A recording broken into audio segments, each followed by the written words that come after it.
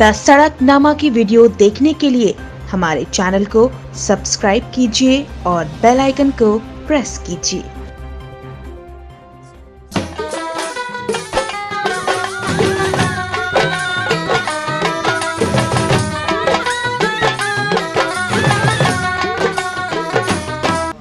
नमस्कार, मैं हूं प्रमोद और आप देखना शुरू कर चुके हैं दसड़कनामा.com। इस वक्त दसड़कनामा.com की टीम मौजूद है हल्का बड़ौदा में और छिछड़ाना गांव है ये।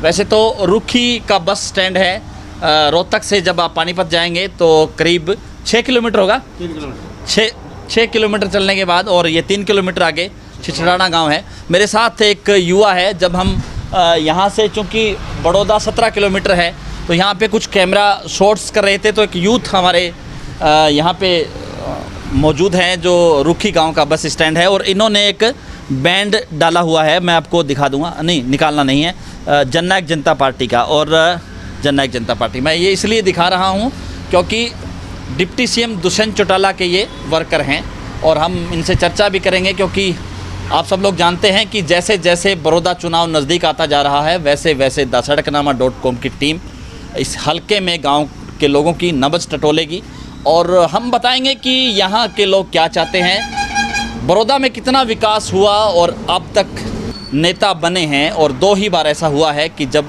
यहाँ से चुन करके कैबिनेट में गए, चाहे कृपाराम पुनिया की बात करूँ या एक श्यामचंद, वो भी चौधरी बंसीलाल की सरकार में कैबिनेट मंत्री बने। मेरे साथ इस समय मौजूद हैं हम छिछड़ाना गाँव के। सर, क्या नाम है आपका? नाम बताइए। राजेश मलिक भाई जी। जी, राजेश मलिक। तो राजेश जी, आपने बैंड डाला हुआ है जननायक जनता पार्टी का, और क्या जननायक जनता पार्टी और भारतीय जनता पार्टी इस चुनाव में साथ, क्योंकि साझा प्रत्याशी उतारेगी, परिस्थितियां क्या रहेंगी अगर हम साझा उतारें तब की बात करें या उससे पहले की बात करें? भाई साझा के तो ये है, साझा में जो प्रत्याशी उतरेगा, अगर वो जेजेपी का उतरता है तो बीजेपी वाले जेजेपी के वोट डाल सकते हैं। अगर जब बीजेपी का कैंडिडेट आता है तो जेजेपी वाले बीजेपी के पास वोट नहीं डालेंगे। क्यों नहीं डालेंगे? क्योंकि उनका कैंडिडेट है जो बीजेपी में, जेजेपी का कैंडिडेट है, उनका आपस में मिलन नहीं होता। अच्छा, मिलन क्यों नहीं? सरकार का तो मिलन चल रहा है। सरकार का मिलन चल रहा है, नीचे नहीं चल रहा है अब तक। अच्छा, नीचे। दूसरी बात क्या है, अगर बीजेपी को टिकट मिलती है बाहर के प्रत्याशी को, तो यहाँ कांग्रेस एक तरफा जीत रही है, और कांग्रेस का भी प्रत्याशी बाहर का होता है और जेजेपी का बाहर का होता है, तो इन लोगों का एक तरफा टक्कर होती है। इन लोगों के साथ टक्कर होगी इस एक पार्टी की। या फिर एक ही पार्टी है, जेजेपी का कैंडिडेट भूपेंद्र मलिक ऐसा कैंडिडेट है जो किसी भी, चाहे भूपेंद्र उड़ाओ या फिर कोई और कैंडिडेट आओ, वो सबको एक तरफा मार देता है। अच्छा, भूपेंद्र मलिक उसकी खुद की छवि इतनी बढ़िया है कि वो किसी पार्टी से आ जाओ, या कांग्रेस से आ जाओ, जेजेपी से आ जाओ, बीजेपी से आ जाओ, वो किसी पार्टी से आओ, उसी टाइम वो सबको पछाड़ देगा। बड़ौदा की बात करें तो कितना काम यहाँ पे हुआ है जब यहाँ पे सरकारें नहीं, और अब इस सरकार की बात करें तो दुष्यंत चौटाला और इस इलाके में जिस तरह से मनोहर लाल खट्टर, वो भी उन्होंने रोहतक में बुआई, क्या विकास कितना हुआ है इस इलाके? भाई जी, विकास की सुन लो, हमारे यहाँ उड्डा से हमारे पास में 5 किलोमीटर गाँव है हमारा सांगी। हमारे गांव से 5 किलोमीटर आगे संग है। हमारे गांव में 10 साल में, चौटाला राज में 6 साल में 2 बाढ़ लगे थे। पानीपत वाली भर्ती हमारे गांव में एक हरियाणा पुलिस में बाढ़ लगा था उड्डा राज में, जबकि कलोई हल्के में 11 गाँव के जा देखो तो 40 से बाढ़। क्योंकि जब भी इलेक्शन आता है ना, कृष्ण उड्डा के पास जितने वर्कर थे वो सारे खडवाले के वोट मांगने आते थे। यहाँ का कोई भी नहीं था। उड्डा कहता था पहली बार जोड़े करके दे दो, फिर एक इसी से बार दे दो, मेरी सरकार है, तुम हमसे मिलो। अरे तेरे तो मिलना ये तो ना लाने देंदा, लिस्ट का कृष्ण उड्डा लवाया करता, तो वो वोट किसका नाम मांगा? ये अपनी बून का आसान उड़ानता रहा, कदे जीता अंता रहा, तब क्यों कर वोट दें? सारी उम्र का बेक रह गया हल्का। यो पलो सिरसा आगा रमेश खट्टर 3 बार चौटाला का बन गया, वो फिर कलोई का आगे बन गया, और जनरल हल्का पहली बार बना था जब ने खडवाली का तैयार दिया। इस हल्का को आदमी कौन है हमारा को भूपेंद्र स्थानीय उम्मीदवार की बात चल रही है। स्थानीय उम्मीदवार आएगा या जेजेपी बीजेपी का कांग्रेस का आएगा तो तभी फाइट होगी। उन सबसे आगे आज के दिन टॉप सबसे भूपेंद्र मलिक चल रहा है। हाँ, आज के दिन सबसे टॉप भूपेंद्र मलिक है। आपने बैन डाला हुआ है, दुष्यंत चौटाला कैसे काम कर रहे हैं हरियाणा में? देखो भाई, वो तो उनकी सरकार है, सरकार में जैसे भी उनकी नीति है वो काम आप भी उनके वर्कर हैं, क्या युवाओं को जो उन्होंने वायदे किए थे वो उन पे खरा उतरे? देखो, वायदे तो उन्हें पूरे धीरे धीरे होंगे। बहुमत की सरकार हो तो पूरे कर सकते हैं। गठबंधन की सरकार में तो 5 में 4 काम हो जाओ, बिन माले पूरे होने के काम है।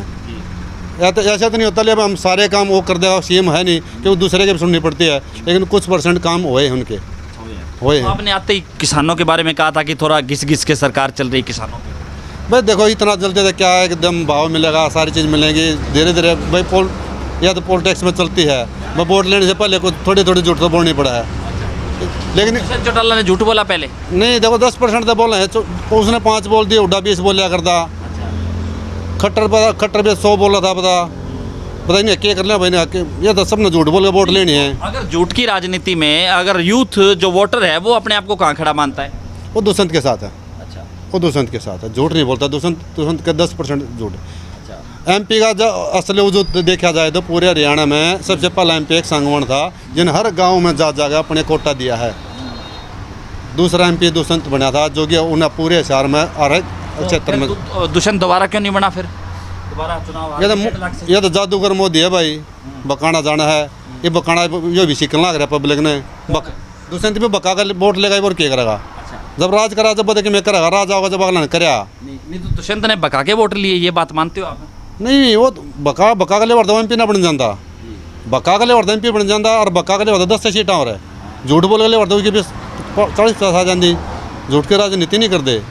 हाँ वो पब्लिक में आवा है, डेली आवा है, ये उड्डा हमारे पास में था, यो ना आके दे। रमेश कौशिक हमारे गांव में एक इतिहास है, हर 5 साल में सम्मेलन होता है सरोखा पंचायत का, क्योंकि मिल्का का सबसे बड़ा गांव है हिंदुस्तान में। जब यूपी के भी एमपी एमएलए आ जाए हैं तो हमारे यहाँ का एमपी यो था रमेश कौशिक, इसको बुलाया नहीं आया।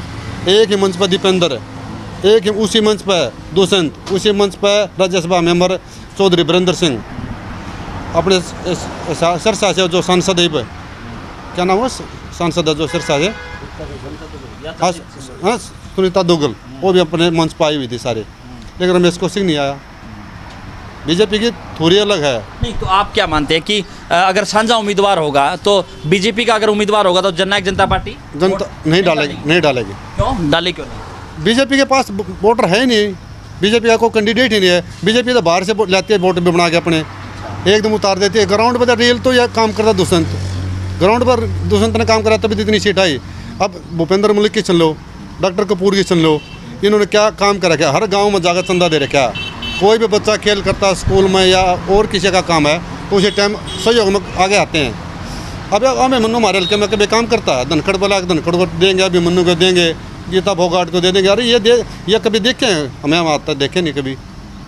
अगर कैंडिडेट है तो सबसे पहला भूपेंद्र मलिक है जीतने वाला, दूसरा है ये डॉक्टर कपूर, इसके बाद कोई नहीं है। धन्यवाद। तो ये थे हमारे साथ एक युवा छिछड़ाना गांव के, और जिन्होंने कहा कि हालांकि अभी तो चुनाव की तिथि भी तय नहीं हुई है, लेकिन उससे पहले जो वर्कर्स हैं वो कयास लगाए जा रहे हैं कि किस किस पार्टी का कौन कौन उम्मीदवार हो सकता है। लगातार हमारे साथ बने रहिए, क्योंकि दसड़कनामा.com की टीम चुनाव से पहले और चुनाव के बाद आपको गाँव का रियलिटी शो दिखाती रहेगी। बहुत बहुत शुक्रिया।